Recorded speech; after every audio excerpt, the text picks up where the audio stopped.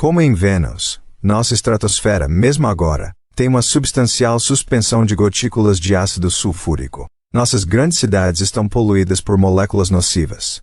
Não estamos compreendendo os efeitos a longo prazo de nosso curso de ação, mas também temos perturbado o clima no sentido oposto. Durante centenas de milhares de anos, seres humanos têm queimado e derrubado florestas e encorajado animais domésticos a pastarem e destruírem pradarias. Uma agricultura baseada em desmatamento e queimadas, um desflorestamento tropical industrial e um sobrepastoreio estão hoje em dia desenfreados. Mas florestas são mais escuras do que pastagens, e pastagens mais do que desertos. Em consequência, a quantidade de luz solar que é absorvida pelo solo tem declinado. E com as mudanças havidas na utilização da Terra, estamos baixando a temperatura da superfície de nosso planeta. Poderia esse resfriamento aumentar o tamanho da calota de gelo polar, a qual, por ser tão brilhante, refletiria ainda mais calor da Terra, resfriando ainda mais o planeta, e criando um ciclo retroalimentado de efeito albedo-doce.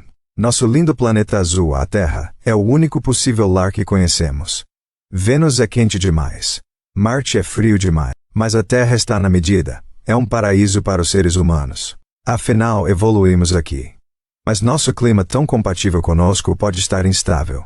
Estamos perturbando nosso pobre planeta de um modo muito sério e contraditório. Será que existe algum perigo de estarmos levando o meio ambiente da Terra em direção ao inferno planetário de Vênus ou à era de gelo global de Marte? A resposta simples é que ninguém sabe. O estudo do clima global, a comparação da Terra com outros mundos são temas que ainda estão em estágio inicial de desenvolvimento. Há setores nessa pesquisa que têm pobre e relutante financiamento. Em nossa ignorância, continuamos nesse empurra-empurra, poluindo a atmosfera e clareando a Terra, omissos ao fato de que as consequências a longo prazo são desconhecidas. Wait. Poucos milhões de anos atrás, quando o homem começou a evoluir na Terra, esta já era um mundo de meia-idade, 4,6 bilhões de anos distante das catástrofes e impetuosidades de sua juventude. Mas nós, seres humanos, representamos agora um novo e talvez decisivo fator. Nossa inteligência e nossa tecnologia nos deram o poder de afetar o clima. Como vamos usar esse poder? Será que vamos querer tolerar a ignorância e a complacência em questões que afetam toda a família humana? Será que vamos sacrificar o bem-estar da Terra para ter vantagens no curto prazo? Ou vamos pensar em escalas mais longas de tempo, por consideração com nossos filhos e nossos netos, para compreender e proteger os complexos sistemas de sustentação da vida de nosso planeta? A Terra é um mundo minúsculo e frágil. Tem de ser amada e bem cuidada. A primeira sonda a conseguir cumprir o feito de acompanhar e pousar em um cometa foi a Rosetta, da Agência Espacial Europeia ESA. Esse evento ocorreu apenas em 2014, após um voo pelo espaço que durou uma década até o cometa 67P. NRT. Aqui está referido literalmente a uma fronteira imaginária na órbita de Plutão. A fronteira do Sistema Solar, a heliopausa, se encontra muito além de Plutão, para além da região dos cometas. NRT-3. O número atual de satélites naturais conhecidos de Júpiter é de 69 luas. NRT-4. Ceres, o maior dos asteroides, tem diâmetro de quase 1000 km. NRTV. Descobertos pela Voyager, em 1979, mas ainda hoje estudados. Já em 2009, a Spitzer constatou que Saturno possui um gigantesco sistema de anéis que se estende até 12 milhões de quilômetros de sua órbita. NRT-V. Sabeis hoje que Netuno possui 6 anéis. NRTF. O clima da Terra para o qual nossa espécie está adaptada se mantém razoavelmente estável através de um delicado equilíbrio entre os processos de perda e de manutenção de calor. Dessa forma, mudanças em grandes escalas nas condições do planeta podem em princípio desencadear um aumento ou diminuição abrupta das temperaturas médias, tendo consequências catastróficas. Hoje em dia há um consenso na comunidade científica de que a preocupação mais importante para as nossas e para as futuras gerações é controlar o aquecimento global, cuja principal causa é a atividade humana. Conforme atestado pelo painel Intergovernmental Panel on Climate Change IPCC, NRT-WIT. Não mais desconhecidas graças ao esforço conjunto da comunidade científica, investimento em pesquisa, desenvolvimentos tecnológicos, etc. NRT-FIC. Blues para um planeta vermelho. Nos pomares dos deuses ele vigia os canais. Enuma Elish, Suméria, c. 2500 a.C., um homem que tem a opinião de Copérnico, de que esta nossa Terra é um planeta, que se move em torno do Sol e é iluminada por ele, como o resto deles não pode, a não ser às vezes, ter uma fantasia. de que o resto dos planetas tem suas roupas imóveis, e de fato seus habitantes, assim como esta nossa Terra. Mas sempre estivemos aptos a concluir que foi inútil indagar o que a natureza se comprou em fazer, vendo que não era provável sequer chegar ao fim dessa indagação.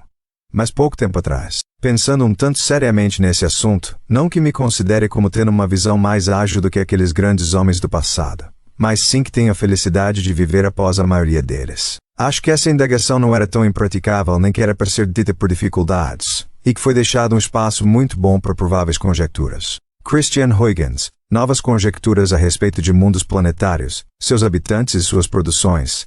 C. 1690. Muitos anos atrás, um célebre editor de jornal enviou um telegrama a um conhecido astrônomo. Envie sem demora texto com 500 palavras sobre se existe vida em Marte. O astrônomo, obediente, respondeu: ninguém sabe, ninguém sabe, ninguém sabe, 250 vezes. Mas apesar dessa confissão de ignorância feita com teimosa persistência por um especialista, ninguém prestou a menor atenção. E de lá para cá ouvimos afirmações categóricas daqueles que pensam ter deduzido que há vida em Marte e daqueles que excluem essa possibilidade. Algumas pessoas querem muito que haja vida em Marte, outras querem muito que não. Tem havido excesso nos dois campos. Essas paixões fortes comprometeram um pouco a tolerância com a ambiguidade que é essencial para a ciência. Parece que há muita gente que apenas quer uma resposta, qualquer resposta, e portanto foge do ónus de ter na cabeça, ao mesmo tempo, duas possibilidades mutuamente excludentes.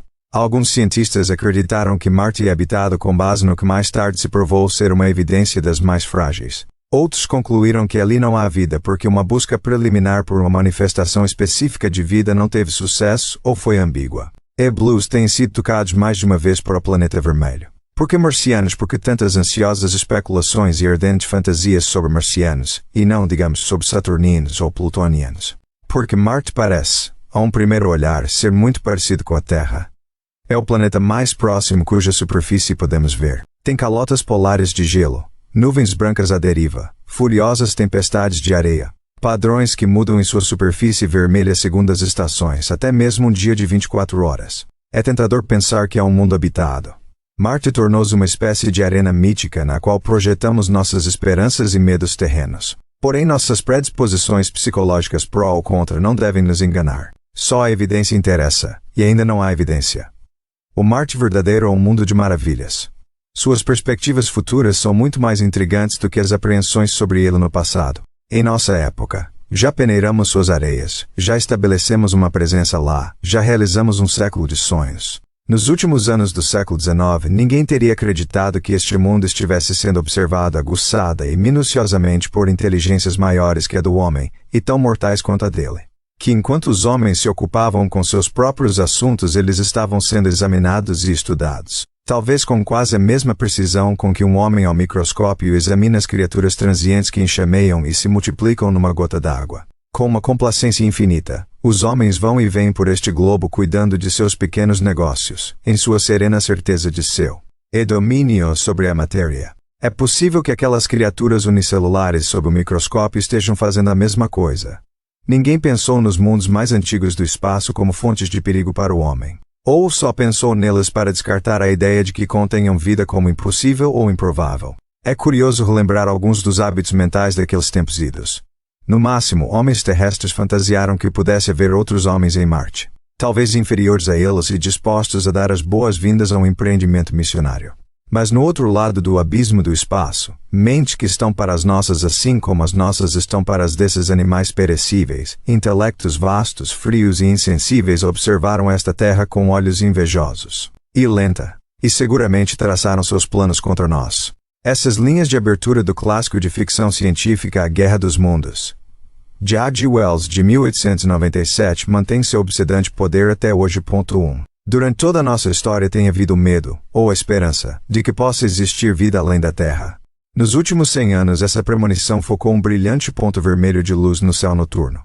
3 anos antes da publicação de A Guerra dos Mundos, um bostoniano chamado Percival Lowell fundou um grande observatório onde se desenvolveram as mais elaboradas alegações que afirmavam a existência de vida em Marte. Anne Lowell lidava com astronomia desde jovem, foi para Harvard, teve uma indicação diplomática semi-oficial para servir na Coreia, e no mais se envolveu nas atividades usuais dos abastados. Antes de morrer, em 1916, tinha feito grandes contribuições para nosso conhecimento da natureza e da evolução dos planetas, para deduções quanto à expansão do universo e, de maneira decisiva, para a descoberta do planeta Plutão, cujo nome é uma homenagem a ele. As duas primeiras letras do nome Plutão são as iniciais de Percival Lowell. Seu símbolo é o monograma planetário. Porém, o amor da vida de Lowell era o planeta Marte. Ele ficou eletrizado com o anúncio em 1877. Feito pelo astrônomo italiano Giovanni Schiaparelli, da existência dos canali em Marte. Schiaparelli tinha relatado, durante uma aproximação de Marte à Terra, uma intricada rede de linhas, isoladas e duplas que se cruzavam em áreas brilhantes do planeta. Canali em italiano significa canais, ou sulcos, mas em inglês não foi traduzido para channels, e sim para canals, palavra que implica um projeto inteligente. Uma verdadeira obsessão por Marte tomou conta da Europa e dos Estados Unidos, e Lowell se deixou levar por ela. Em 1892, com a visão deficiente, Schiaparelli anunciou que estava abandonando a observação de Marte. Lowell resolveu dar continuidade ao trabalho. Ele queria um local de primeira linha para a observação, sem a perturbação de nuvens ou das luzes de uma cidade, e com um bom seeing, termo usado pelos astrônomos para indicar uma atmosfera estável através da qual a cintilação de uma imagem astronômica ao telescópio é minimizada. Um seeing ruim é causado por turbulências em pequena escala na atmosfera acima do telescópio, que causa o efeito de cintilação das estrelas. Lowell construiu seu observatório bem longe de casa, em Mars Hill, Flagstaff, Arizona. 2. Ele esboçou as características da superfície de Marte, em especial os canais, que o hipnotizaram. Observações desse tipo não são fáceis. Ficam-se horas ao telescópio, no frio da madrugada. Muitas vezes o seeing é ruim, e a imagem de Marte está borrada e distorcida. Então é preciso ignorar o que se viu. Vez ou outra a imagem se estabiliza e as características do planeta aparecem nítidas por um instante, maravilhosamente. Então é preciso gravar na memória o que foi concedido e registrar isso no papel com precisão. Devese pôr os preconceitos de lado e com a mente aberta registrar os prodígios de Marte. Os cadernos de anotações de Percival Lowell estão cheios do que ele pensou ter visto áreas claras e áreas escuras, um indício de uma calota polar e canais, um planeta adornado com canais. Lowell acreditava estar vendo ao redor de todo o globo planetário uma rede de grandes fossos de irrigação, que levavam água derretida das calotas polares para os habitantes de cidades equatoriais. Acreditava que o planeta era habitado por uma raça mais velha, mais sábia, talvez muito diferente de nós. Acreditava que as mudanças sazonais nas áreas escuras se deviam ao crescimento e declínio de vegetação. Acreditava que Marte era muito parecido com a Terra. No fim das contas ele acreditou demais. Lowell evocou o Marte que era muito antigo, árido, ressecado, um mundo desértico. Ainda assim, um deserto como os da Terra. O Marte de Lowell tinha muitas características comuns com o sudoeste dos Estados Unidos, onde estava localizado o Observatório Lowell. Ele imaginou as temperaturas marcianas mais para frias, mas ainda confortáveis, como no sul da Inglaterra. O ar era tênue, mas com oxigênio bastante para ser respirável. A água era rara, mas a elegante rede de canais levava o fluido da vida para todo o planeta. O que foi, em retrospecto, o mais sério desafio contemporâneo às ideias de Lowell veio de uma fonte inesperada. Em 1907, pediram a Alfred Russel Wallace, co-descobridor da evolução pela seleção natural, que revisse um dos cadernos de Lowell. Ele tinha sido engenheiro na juventude, e embora um tanto crédulo em questões como a percepção extrasensorial, era admiravelmente cético quanto à habitabilidade de Marte. Wallace demonstrou que Lowell errara em seus cálculos das temperaturas médias de Marte em vez de serem temperadas. Como no sul da Inglaterra, elas estavam, com poucas exceções, sempre abaixo do ponto de congelamento da água. Deveria haver um permafrost, uma subsuperfície perpetuamente congelada. O ar era muito mais rarefeito do que Lowell tinha calculado. Crateras seriam tão abundantes quanto na Lua. E quanto à água nos canais, toda tentativa de fazer esse escasso excedente de água, por meio de inundação de canais, viajar para além do Equador para o hemisfério oposto, através de tão terríveis regiões desérticas, e exposto ao céu sem nuvens descrito pelo Sr. Lowell, seria obra de um grupo formado por loucos, e não por seres inteligentes. Podes afirmar com segurança que nem uma só gota de água escaparia à evaporação, ou de ser absorvida pela terra seca, nem mesmo a centenas de quilômetros de sua origem. Essa devastadora e correta análise física foi escrita quando Wallace tinha 84 anos. Sua conclusão foi que a vida em Marte ele se referia à opinião de engenheiros civis com interesse em hidráulica era impossível. Não emitiu opinião no que concerne a micro-organismos. Apesar da crítica de Wallace, e apesar do fato de que outros astrônomos com telescópios e locais de observação tão bons quanto o de Lowell não acharam sinais dos fabulosos canais, a visão de Lowell sobre Marte teve aceitação popular. Tinha uma qualidade mítica tão antiga quanto Gênese. Parte de seu apelo vinha do fato de que o século XIX era uma época de maravilhas da engenharia, entre elas a construção de enormes canais. O Canal de Suez, completado em 1869, o Canal de Corinto, em 1893 o Canal do Panamá, em 1914 e mais perto de casa as eclusas do Grande Lago, os canais para barcaças no norte do estado de Nova York e os canais de irrigação da American Southwest. Se europeus e americanos podiam realizar esses feitos, por que não marcianos não poderia haver um esforço ainda mais elaborado empreendido por uma espécie mais antiga e mais sábia, combatendo de maneira corajosa a dessecação do planeta vermelho? Já pusemos satélites de reconhecimento em órbita em torno de Marte. O planeta inteiro foi mapeado. Já pousamos 2 laboratórios automáticos em sua superfície. Se algo mudou quanto aos mistérios de Marte, foi que estes se aprofundaram, desde a época de Lowell. No entanto, com imagens muito mais detalhadas do que qualquer vista de Marte que Lowell possa ter divisado, não se descobriu um tributário da alardeada rede de canais, nem uma eclusa. Lowell, Schiaparelli e outros, fazendo observações visuais sob condições adversas, foram iludidos em parte, talvez devido à sua predisposição para acreditar que há vida em Marte. Os cadernos de anotações com as observações de Percival Lowell refletem um esforço contínuo ao telescópio durante muitos anos. Mostram que Lowell estava bem consciente do ceticismo expresso por outros astrônomos quanto à realidade dos canais. Revelam um homem convencido de que tinha feito uma descoberta importante, aborrecido com o fato de que outros ainda não compreendiam seu significado. Em suas anotações de 1905, por exemplo, há uma entrada em 21 de janeiro, canais duplos aparecem em lampejos, convencendo quanto à realidade. Lendo as anotações de Lowell, tenho a desconfortável porém nítida sensação de que ele estava mesmo vendo alguma coisa. Mas o que, quando Paul Fox, da Cornell, e eu comparamos os mapas de Marte elaborados por Lowell com as imagens feitas na órbita da Mariner 9, às vezes com uma resolução 1000 vezes superior à do telescópio refrator terrestre de Lowell, de 24 polegadas, não encontramos virtualmente nenhuma correlação. Não que os olhos de Lowell tenham interpretado os finos e desconexos detalhes na superfície marciana como ilusórias linhas retas. Não havia manchas escuras nem cadeias de crateras na posição da maior parte dos canais. Não havia ali marcas indicativas de nada. Como então ele conseguira desenhar os mesmos canais ano após ano? Como puderam outros astrônomos, alguns dos quais disseram não ter examinado em detalhes os mapas de Lowell, a não ser depois de suas próprias observações ter desenhado os mesmos canais? Uma das grandes descobertas da missão da Mariner 9 em Marte foi que há marcas e manchas na sua superfície que variam com o tempo, muitas delas conectadas com barreiras de crateras de impacto e mudam de acordo com a estação. Devem-se à areia soprada pelo vento, e seus padrões mudam com a variação dos ventos sazonais. Mas as manchas não têm características de canais, não estão na posição dos canais e nenhuma delas é, sozinha. É grande o bastante para ser vista da Terra, para começar. É improvável que tenha havido características reais em Marte parecidas, mesmo que tenuamente, com os canais de Lowell, nas primeiras décadas do século XX, que desapareceram sem deixar traço assim que se tornaram possíveis imagens em close nas investigações de naves espaciais. Os canais de Marte parecem ser resultado de algum mau funcionamento, em condições de visibilidade difíceis, da combinação mão-olho-cérebro humanos, ao menos para alguns seres humanos. Muitos outros astrônomos, observando com instrumentos de qualidade igual, na época de Lowell, e depois, alegaram que não havia canal algum. Mas essa possibilidade está longe de explicar tudo.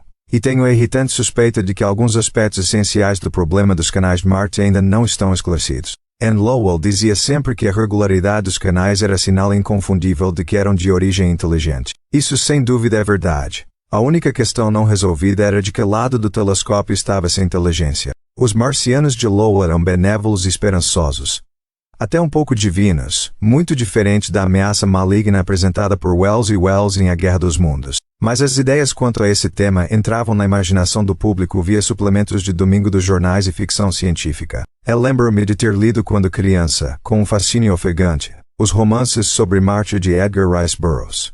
Fiz, junto com John Carter, distinto aventureiro da Virgínia, a jornada para Barsoom, como Marte era chamado por seus habitantes. Acompanhei hordas de animais de carga com 8 patas os todos. Conquistei a mão da adorável Deja Torres, princesa de Helium. Fiz amizade com um guerreiro verde de 4 metros de altura chamado Tars Tarkas. Vaguei pelas cidades em espirais e estações de bombeamento abobadadas de Barsum, e ao longo das margens verdejantes dos canais Nilo Sirtis e Nepenthes. Seria possível na realidade, e não na fantasia, aventurar-nos com John Carter no reino de Helium, no planeta Marte. Poderíamos nos arriscar, numa noite de verão, nosso caminho iluminado pelas 2 céleres luas de Basrum, numa jornada de grande aventura científica. Mesmo tendo sido todas as conclusões de Lowell sobre Marte, entre as quais a existência dos fabulosos canais, um fracasso total, sua descrição do planeta teve pelo menos esta virtude. Levou gerações de crianças de 8 anos, eu entre elas, a considerar que a exploração dos planetas era uma possibilidade real, a se perguntar se nós mesmos poderíamos um dia viajar para Marte. John Carter chegou lá ficando de pé em campo aberto, estendendo as mãos e desejando.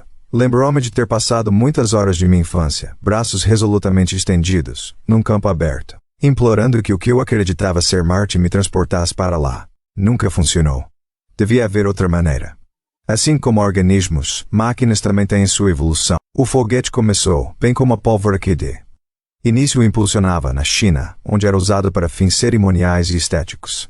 Importado para a Europa por volta do século XIV, foi usado como arma de guerra, considerada no fim do século XIX, pelo professor de escola russo Konstantin Tsiolkovsky, como meio de transporte para os planetas, e pela primeira vez desenvolvido com seriedade pelo cientista americano Robert Goddard. O foguete militar alemão V2, da Segunda Guerra Mundial, empregou quase todas as inovações de Goddard, e culminou em 1948 no lançamento em 2 estágios da combinação V2-WAC corporal, a uma altitude sem precedentes de 400 km. Na década de 1950, avanços na engenharia organizados por Sergei Korolev na União Soviética e Wernher von Braun nos Estados Unidos, financiados como sistemas de condução de armas de destruição em massa, elevaram aos primeiros satélites artificiais.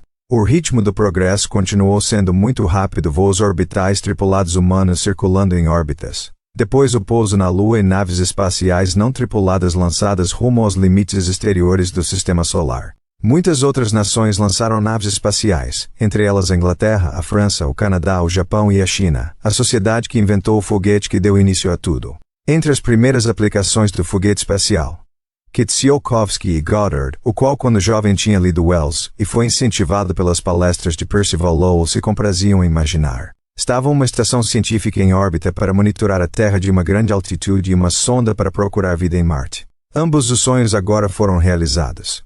Imagine-se como um visitante alienígena, de outro planeta, aproximando-se da Terra sem ter sobre ela nenhuma concepção prévia. Sua visão dela vai melhorando à medida que você chega cada vez mais perto e mais detalhes surgem.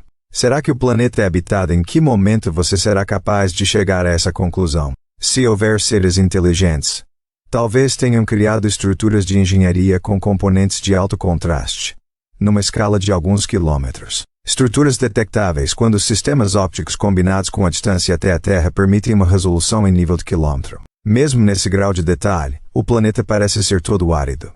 Não há sinal de vida, inteligente ou não, em lugares que chamamos de Washington, Nova York, Boston, Moscou, Londres, Paris, Berlim, Tóquio e Beijing. Se há seres inteligentes na Terra, eles não modificaram muito a paisagem, considerando os padrões geométricos regulares numa resolução em escala de quilômetro. Mas quando melhoramos a resolução 10 vezes, quando começamos a discernir detalhes com 100 metros de diâmetro, a situação muda. Muitos lugares na Terra de repente se cristalizam, revelando um padrão intricado de quadrados e retângulos, linhas retas e círculos. Esses são de fato os artefatos de engenharia de seres inteligentes: estradas, autoestradas, canais, fazendas, ruas de cidades padrão que descortina as paixões gêmeas dos humanos pela geometria euclidiana e pela territorialidade. Nessa escala, podes discernir vida inteligente em Boston, Washington e Nova York. E numa resolução de 10 metros, o grau em que a paisagem foi modificada torna-se pela primeira vez de fato evidente. Os humanos têm estado muito ocupados. Essas fotos foram tiradas à luz do dia. Mas no crepúsculo, ou durante a noite, outras coisas são visíveis: fogo em poços de petróleo na Líbia, e no Golfo Pérsico iluminação de águas submarinas profundas pelos pesqueiros de lula japoneses, as luzes brilhantes das grandes cidades. E se, durante o dia, melhoramos ainda mais a resolução para enxergar coisas num raio de 1 metro, começamos a detectar pela primeira vez organismos individuais: baleias, vacas, flamingos, pessoas. A vida inteligente na Terra se revela através da regularidade geométrica de suas construções.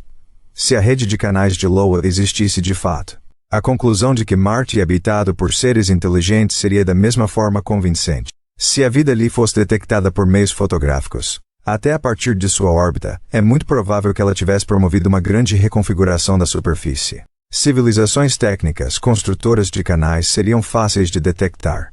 Mas, com exceção de uma ou duas características enigmáticas, nada disso é aparente na estranha profusão de detalhes na superfície marciana, descobertos por espaçonaves não tripuladas. Há, contudo, muitas outras possibilidades que vão de grandes plantas e animais a micro-organismos e até a formas distintas, para um planeta que é hoje e sempre foi desprovido de vida. Como Marte está mais afastado do Sol do que a Terra, suas temperaturas são bem mais baixas. O ar é rarefeito, contendo em especial dióxido de carbono, mas também hidrogênio e argônio em nível molecular, e muito pouca quantidade de vapor d'água, oxigênio e ozônio. A existência de massas de água em estado líquido a céu aberto é hoje impossível porque a pressão atmosférica em Marte é baixa demais para evitar. Pode haver quantidades diminutas de água em estado líquido em poros e capilares dentro do solo. A quantidade de oxigênio é de longe pequena demais para a respiração humana. A presença de ozônio é tão ínfima que a radiação ultravioleta do Sol, que é germicida, chega sem impedimento à superfície de Marte. Poderia algum organismo sobreviver em tal meio ambiente? Para testar isso, muitos anos atrás meus colegas e eu preparamos câmaras que simulavam o meio ambiente marciano como era então conhecido, inoculamos nele micro-organismos terrestres e esperamos para ver se algum sobreviveria. Essas câmaras são chamadas por motivos óbvios de potes de Marte. Nelas as temperaturas variam de maneira cíclica dentro do típico âmbito marciano, desde um pouco acima do ponto de congelamento, por volta do meio-dia, até 80 graus Celsius negativos logo antes do amanhecer. Numa atmosfera anóxica composta sobretudo de CO2 e N2, lâmpadas de luz ultravioleta reproduzem a feroz incidência de fluxo solar. Não havia presença